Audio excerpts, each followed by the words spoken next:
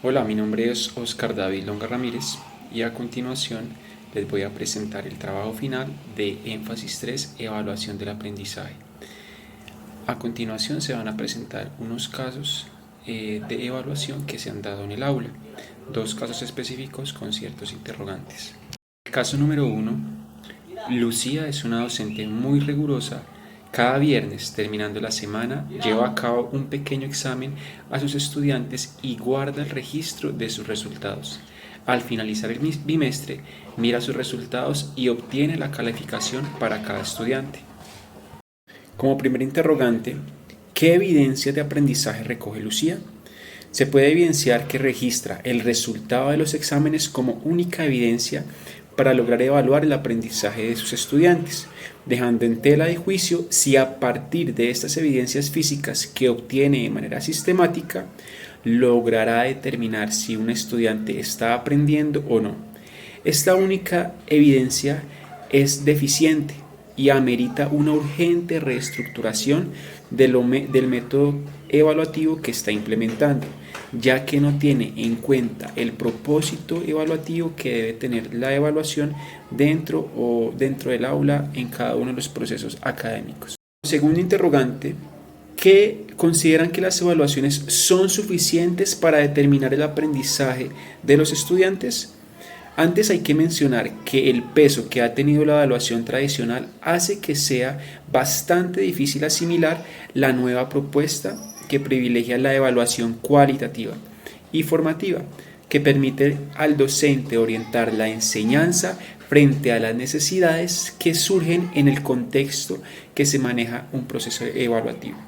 Frente al cuestionamiento se puede decir que no son suficientes las evidencias para determinar el aprendizaje de un estudiante, ya que el método que está usando para evaluar la docente Lucía, está enmarcada específicamente en lo tradicional, en donde se busca evaluar si el estudiante aprendió a partir de repetición netamente de contenidos, quedando el estudiante como un sujeto pasivo en su aprendizaje, porque debe ser una participación activa de estos. Ellos deben ser partícipes durante la clase, debe haber una adecuada comunicación y de esta manera él sea un sujeto activo en su proceso de aprendizaje. A partir de solo evidencias no es posible determinar el aprendizaje en un estudiante. Es necesario tener en cuenta los diferentes factores que pueden intervenir tanto en el alumno como en el docente. Tener en cuenta a partir de la observación cuáles son las necesidades del estudiante para que éste pueda alcanzar mejores resultados en su proceso de aprendizaje. En general se hace necesario que de manera integral se revisen todos los factores que intervienen en el aprendizaje. Una relación apropiada entre docente y alumno, actividades que estén enfocadas de acuerdo a las necesidades de la población, del contexto en el que se desarrolle, y el uso de material para apoyar ese proceso formativo, para que la clase no se convierta en algo tradicional, sino que vaya avanzando de acuerdo a los avances e innovaciones que van surgiendo en torno a la educación. Como tercer interrogante frente al caso número 1 que ya presentamos de Lucía, tenemos: ¿qué le sugeriría a Lucía para mejorar su práctica evaluativa? Como docente le sugeriría que, en contextos educativos, el término de evaluación engloba un panorama más amplio dentro del ámbito del aprendizaje y no simplemente como un examen. Es necesario que Lucía, como docente, identifique fortalezas y debilidades para tomar una decisión precisa y encaminadas a lograr aprendizajes significativos, yendo de la mano con la innovación y estar dispuesta a adaptarse a los cambios que surgen en la sociedad. De esta manera, ser competente e impactar positivamente la vida de los estudiantes, no solo desde la formación intelectual, sino desde el desarrollo integral del ser humano. Ya que se comete muchas veces este error como docentes, nos enfocamos netamente en los contenidos, dejamos a un lado el desarrollo integral de cada uno de los estudiantes que tenemos dentro del aula de clase.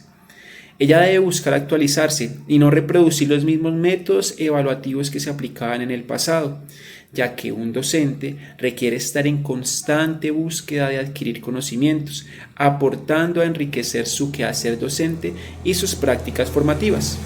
Sería apropiado que Lucía entrara en un proceso de autocrítica, mirando si su práctica evaluativa realmente está encaminada a identificar debilidades y fortalezas de sus estudiantes, ya que es un factor indispensable para lograr el desarrollar un proceso óptimo de enseñanza-aprendizaje.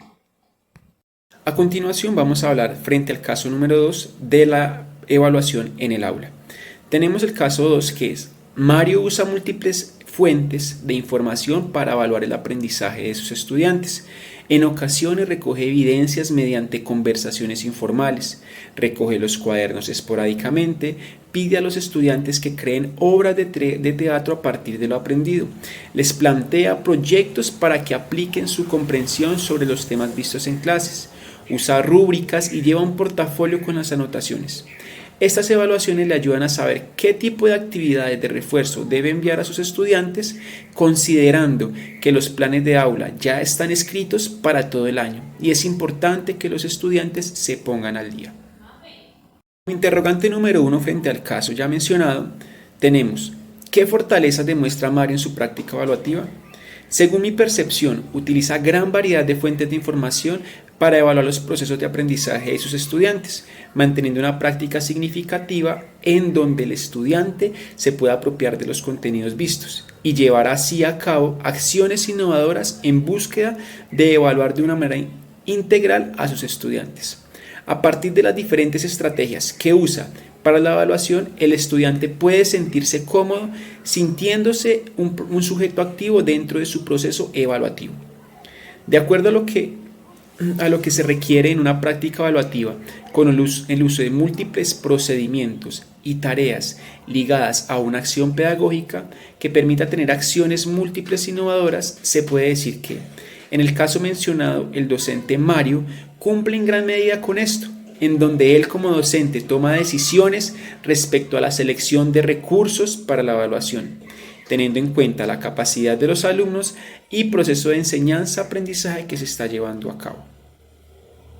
Como segundo interrogante, frente a este caso, dice: ¿qué fuentes usan como docentes para evidenciar el aprendizaje? Primero es necesario pensar en que la evaluación debe tener un fin educativo. Es por ello que se debe cambiar el rumbo que se le da a la evaluación y convertirla en una actividad cualitativa y formativa, con el fin de enfocarse en los procesos que se llevan a cabo en las aulas, procesos que deben estar enfocados en el desarrollo de competencias y potencialidades de los alumnos.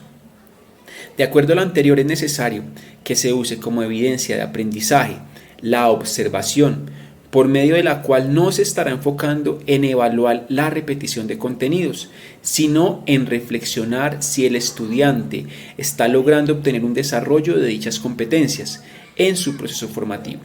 De esta manera, si se observan debilidades, se pueden llegar a buscar estrategias para fortalecerlas y generar así que el estudiante en realidad logre el tan esperado aprendizaje y el desarrollo integral de él. Depende de nosotros como docentes qué fuentes estamos usando para evidenciar un aprendizaje.